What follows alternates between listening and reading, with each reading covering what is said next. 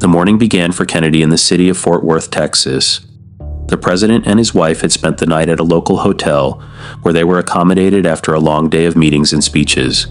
Kennedy's visit to Texas was part of a political tour across the southern states of the U.S. It carried significant importance for his candidacy, as elections were just a year away, and Kennedy was striving to gain support in regions where his position was weak. His personal charisma played a vital role during these speeches. Kennedy had a gift for capturing attention and charming the public. His wife, Jacqueline Kennedy, was also actively involved. At the time, she was extremely popular among Americans. Kennedy woke up in his hotel room with a scheduled public appearance ahead of him. He listened to a short briefing on safety concerns and the political climate in Texas. He was reminded that political tensions in the state had escalated and some local leaders were openly hostile toward him. Nevertheless, he continued his preparations. The morning started with a light rain, which raised concerns about the upcoming motorcade through Dallas, especially since they planned to use an open limousine. However, the weather did not affect Kennedy's mood. He was energetic and ready for his upcoming speech. A small crowd of locals had gathered outside the hotel, hoping to catch a glimpse of the president and his wife. The light rain didn't bother them, and the atmosphere remained celebratory. An important detail was that this was John F. Kennedy's first visit to Fort Worth, which stirred great excitement among the local population. The presidential motorcade was already prepared for departure, but Kennedy decided to greet the crowd personally. He stepped out of the hotel without an umbrella, a decision that only enhanced his public image. Kennedy always sought to be close to the people. His wife stood nearby, wearing a pink Chanel suit that would later become a symbol of tragedy. Kennedy gave a short speech to the locals, thanking the city for its warm welcome and expressing optimism about his re-election campaign. He spoke about America's future and the importance of every citizen's support. His wife, usually reserved during political events, appeared open and friendly this time. The atmosphere was festive, despite the early hour and light drizzle. After the gathering, Kennedy returned to the hotel for breakfast and to prepare for the flight to Dallas.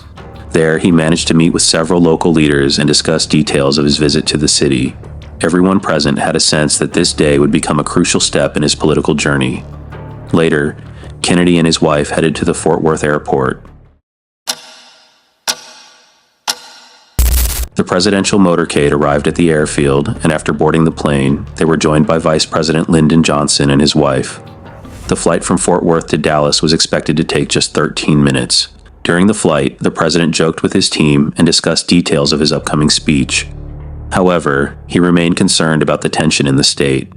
He was aware that Texas was riddled with political disagreements and that not all leaders were on his side. This was especially true of conservative groups who criticized his domestic and foreign policies, particularly in relation to civil rights and his approach to the Soviet Union. While in the air, the weather improved. The morning rain had stopped and the skies began to clear. This change in weather turned out to be fateful. The organizers decided that the limousine taking the president through the streets of Dallas would remain open. The motorcade was a chance for Kennedy to show his openness to the people, potentially boosting his approval ratings. The plane landed safely at Love Field Airport. As soon as the presidential aircraft came to a stop, a crowd of local residents had gathered around. Many of them held signs and flowers showing their support. Kennedy, along with his wife, stepped out of the plane. They slowed their pace to greet the people and express their gratitude. By this time, the president was in excellent spirits, and his wife, despite some concerns about security, continued to radiate a positive attitude. Among those supporting the president were public officials, including Texas Governor John Connally and his wife Nellie. They were scheduled to accompany the president on the trip. Connally was a significant political figure, and his support had a considerable impact on Kennedy's visit. The motorcade was ready to head to downtown Dallas. Police motorcycle escorts rode alongside the motorcade, maintaining order and ensuring the security of the route. Along the streets, thousands of people had lined up after hearing about the president's visit. The motorcade began moving through the city's main roads, and the crowd continued to grow. The public greeted the president with enthusiasm. He smiled broadly, frequently turning to the people and waving. Jacqueline, sitting at his side, also smiled and greeted the citizens. The route passed through several of Dallas's major streets, including Main Street, one of the city's key thoroughfares. City authorities had carefully prepared for the visit. The streets were decorated, and police officers patrolled the entire route. The motorcade continued its slow progression through downtown. As it crossed the central streets, the crowd thickened, and the convoy slowed down. The president didn't want to rush. Each time the crowd approached the limousine, security allowed people to come slightly closer. At that moment, it was clear the trip was going well.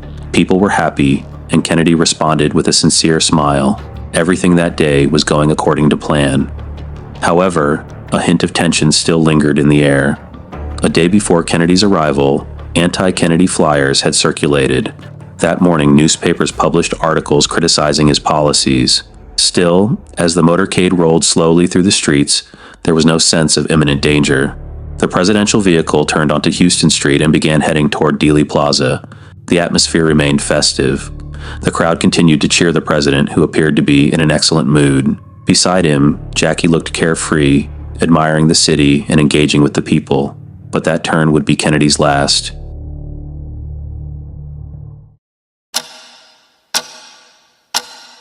As the motorcade passed by the Texas School Book Depository, located on the northern side of the plaza, Kennedy and his wife were seated in the back of the limousine, along with Governor Connally and his wife.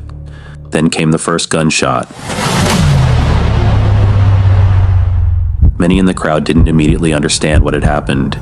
For a few seconds, there was confusion. Some thought it might have been a mechanical issue or background noise, but when the president clutched his throat, it became clear this was gunfire. The second shot hit Governor Connally, piercing his chest and arm.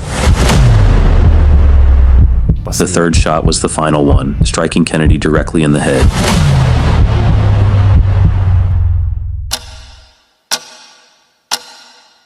His wife, sitting right beside him, was in a state of shock. At first, she tried to hold her husband's head, but then, seeing the blood and horrific wounds, she screamed in terror. Immediately after the third shot, the limousine's driver, William Greer, accelerated sharply, heading toward a nearby hospital. Secret Service agent Clint Hill jumped onto the rear of the vehicle to protect the president and First Lady. He tried to shield them with his own body. The crowd couldn't believe what had just happened. Many dropped to the ground trying to take cover and figure out where the shots had come from. The police reacted immediately and began searching for the shooter. The evacuation was urgent, so paramedics at the scene provided first aid right inside the vehicle as the limousine raced toward the hospital. Upon arrival at the hospital, Kennedy was rushed into the operating room. Doctors began intensive resuscitation efforts trying to save his life. Despite all their attempts, the president's condition was critical. He had sustained massive injuries, including severe wounds to the head and neck. Their efforts were unsuccessful, and the doctors ultimately declared him dead. A decision was made to issue an official statement. A group of doctors and government representatives gathered at the hospital, standing before a crowd of journalists and officials. The death declaration was read by Dr. Malcolm Perry, one of the physicians who had tried to resuscitate the president. Dr. Perry stepped forward and announced to the public that the president was dead. For about an hour, police officers examined the surrounding area. Attention quickly turned to the Texas School Book Depository. Acting on reports, the police conducted a thorough search.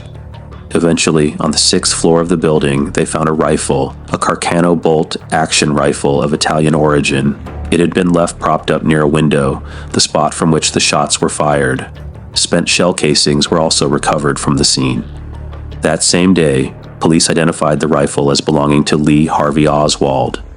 Investigators, relying on various pieces of evidence and witness statements, launched a search for the suspect.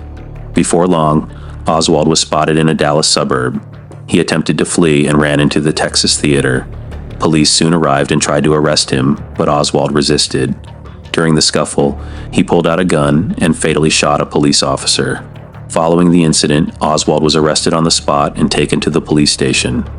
During interrogation and further investigation, he was formally charged with the murder of President Kennedy and the police officer. On November 24th, police were escorting Oswald to a vehicle that would transport him to the county jail. Suddenly, a man stepped out from the crowd, Jack Ruby, a local nightclub owner, and shot Oswald at point-blank range. The bullet struck him in the abdomen. He was rushed unconscious to the same hospital where President John F. Kennedy had died 2 days earlier. At 1:07 p.m., Oswald's heart stopped, and he was pronounced dead. This is how the life of the 35th President of the United States came to an end. If you enjoyed this story and want to hear more interesting stories, please support me with a like and subscribe to the channel. See you soon.